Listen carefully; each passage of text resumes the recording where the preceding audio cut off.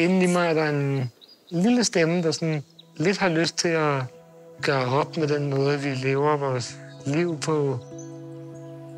Jeg tror først og fremmest, så er der noget ved lydbilledet i en skov, som er ret langt væk fra den sådan, virkelighed og hverdag, jeg lever i. Midt i København kan man altid høre noget musik eller en nabo, der er sur. Der er sådan relativt meget støj i ens hverdag.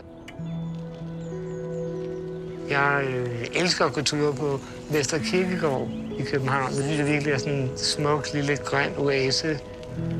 Normalt har jeg ret svært ved at sidde stille. Mine tanker farer rundt, og det tror jeg, det er sådan umiddelbart det, jeg mærker først. Det er sådan en ro, der på en eller anden måde tvinger mig til at gå et gear ned. Det første, jeg som regel mærker, det er, at jeg begynder at kunne mærke pulsen i mine hænder.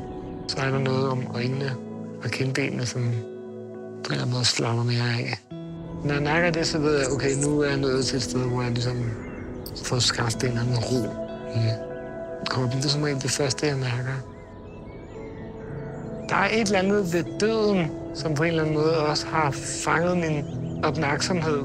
Jeg synes faktisk, det er sådan lidt smukt, og det giver noget perspektiv til livet, synes jeg, sådan at gå og kigge på alle de her forskellige grave. Der er flere steder, hvor træerne er sat rigtig fint på række. Sådan nogle troldetræer, som sådan skaber sådan lidt en eventyrlyst.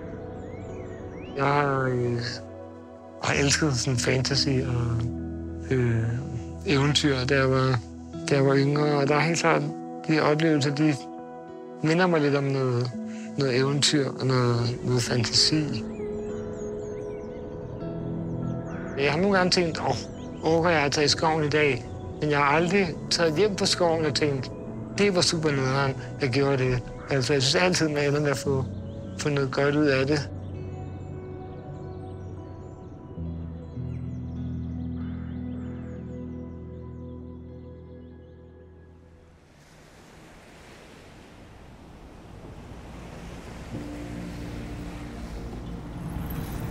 Det er morgen, og vi er ude ved havet i nogle smukke omgivelser med solopgangen.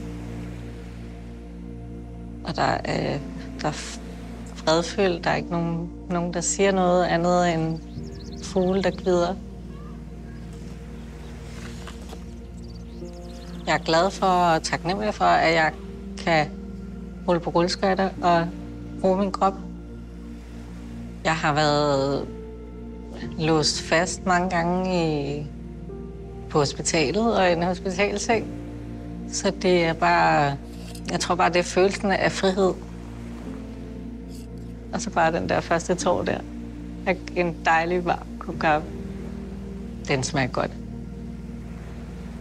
Havet er en sådan lidt mystisk ting.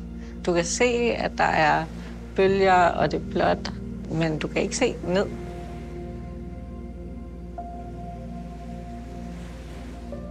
Det er noget, jeg har ledt efter i rigtig mange år. En følelse af, at jeg har det godt. Jeg er et sted i mit liv, hvor jeg har brug for alt, der hedder fred.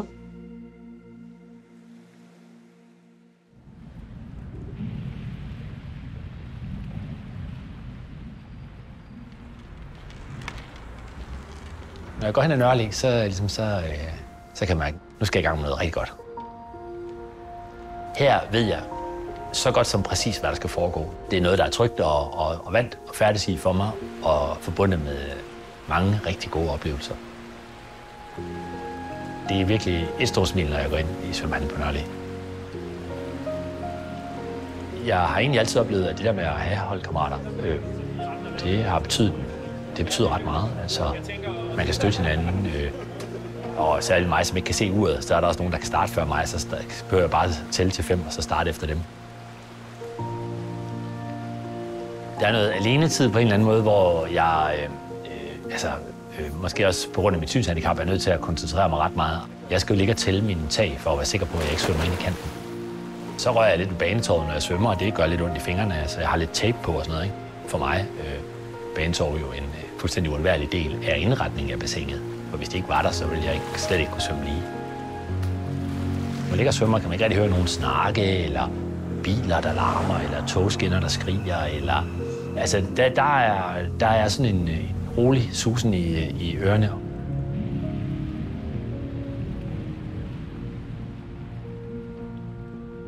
Selvom jeg ikke lige kan sige, hvor nydelsen måske er præcis i kroppen, så er det jo meget kropslig aktivitet, ikke? Jeg nyder meget, men nok meget måske i en tankevirksomhed.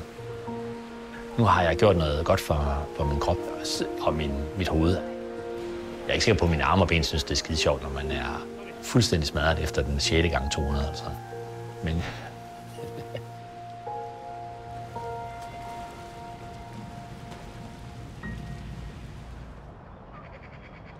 For jeg var helt lille, der er jeg altid blevet slæbt med mine forældre på alle mulige slags museer. For jeg har altid elsket det. Det gør mig klogere. Det giver mig mere viden. Det giver mig mere grounding i mig selv.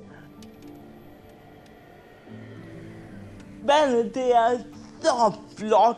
Det er simpelthen så sindssygt flot. Og der er sådan lidt grusende bølger på vandet.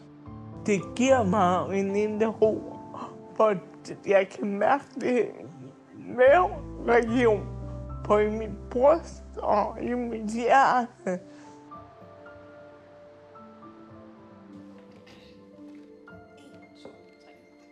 Nogle gange kan min krop jo fysisk være ret urolig på grund af min TP. Men det der med at bare sidde lidt stille i noget tid, sammen med min hjælper med sådan af, uden at sige noget, det kan få min krop til os at komme ind i ro. Efter sådan en museumsopsøgelse, så kan vi mærke, at jeg udover at blive klogere på bestemt stoffinder på verden, så er jeg også blevet klogere på mig selv, fordi jeg har respekteret for perspektiveret nogle ting omkring mig selv i det, jeg nu har været i.